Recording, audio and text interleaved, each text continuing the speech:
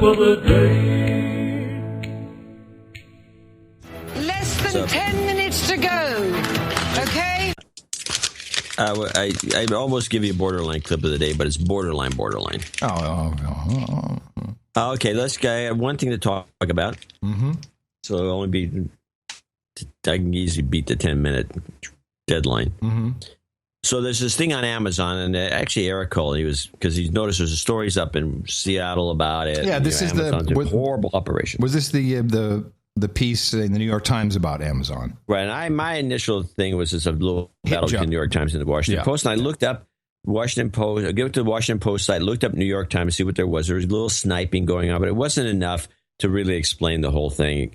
I mean, it was enough if you're really picky, but it wasn't enough for me. To paraphrase the Washington Post article, which I read, or the New York Times article, which I read, said Amazon is a shit company. They treat people like dirt. People cry. They're just destroyed human beings, and they're underpaid, overworked, and Jeff Bezos is just a horrible operation. Well, let's play the couple of the TV clips that had this, and then I've got one with a kicker, which I'm telling you, when you hear what's on that clip, you're going to crack up. Okay. Let's start with Amazon on NBC1 to give us a little background. The world's largest retailer, Amazon, is firing back after a scathing report depicted it as a bruising workplace. It's described as a cutthroat corporate jungle where workers are pitted against one another. 80-hour work weeks are the norm, and falling ill can mean you're out of a job. But let's step back for a moment. Is it really that intense? Tonight, former employees give their side to our Cynthia McFadden. Ooh. All right. So we can go and listen to her talk, and you can cut this off whenever you want. But NBC was sympathetic toward the big company because of the General Electric thing. Yeah. And they also know where their bread's buttered. And they also, they didn't want to slam the New York Times too much. They just seemed to do a better job than CBS. Actually, CBS did I take it back. ABC is the one who went after them. NBC defended them a bit. And NBC also hates Hillary. So I'm noticing all these things as I watch these stupid shows. Uh-huh. So let's hear the NBC extended too. Amazon may have one of just about everything on its massive shelves. This, one of its many fulfillment centers, the size of 28 football fields. The company has become the most highly valued retailer in the world, outranking Walmart. But as other tech companies outdo each other with employee benefits, for example, Netflix recently announced it would give a year-long parental leave to male and female employees. An article in Sunday's New York Times. Hold on a second. Has Netflix made a profit ever?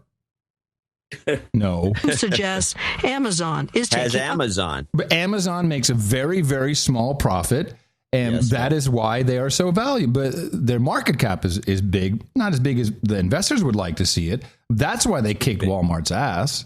They're happy with almost no profit. Contrary direction. There is definitely a sense from people that we talk to that Amazon does not really care about their personal lives. You can't reveal any weaknesses or you will be in trouble.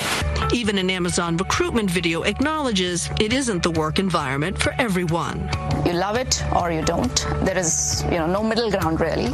The Times recounts several alarming anecdotes from former employees. From one who said, nearly every person I work with I saw cry at their desk, men included.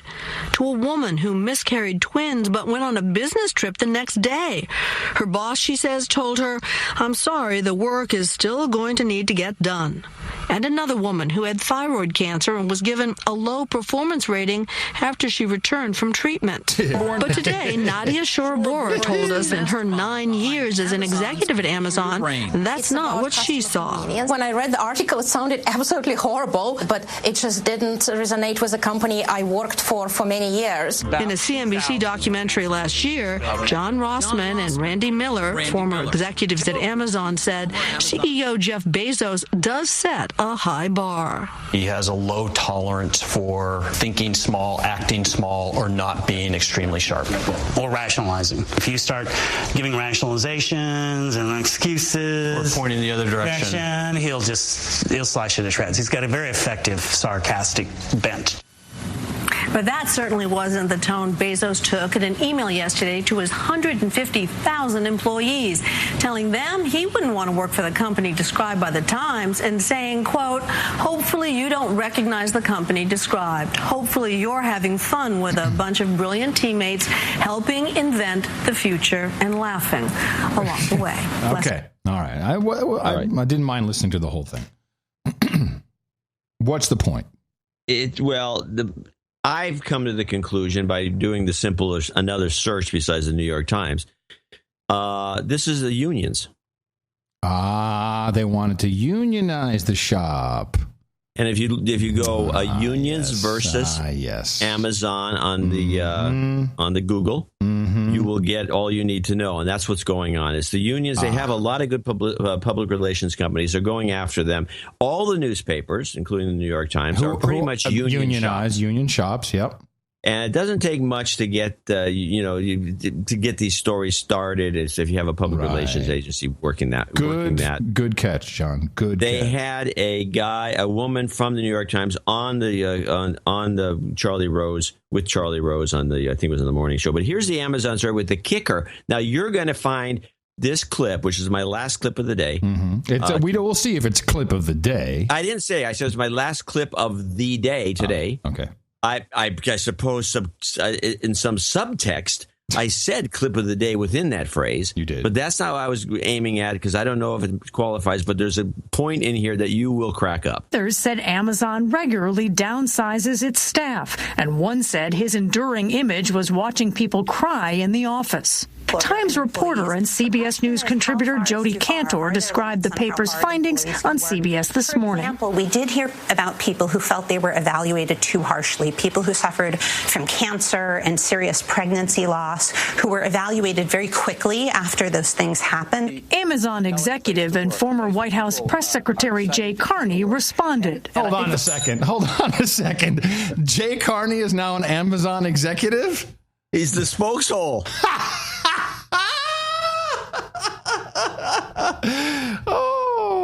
Oh, you know what that is? That's borderline clip of the day.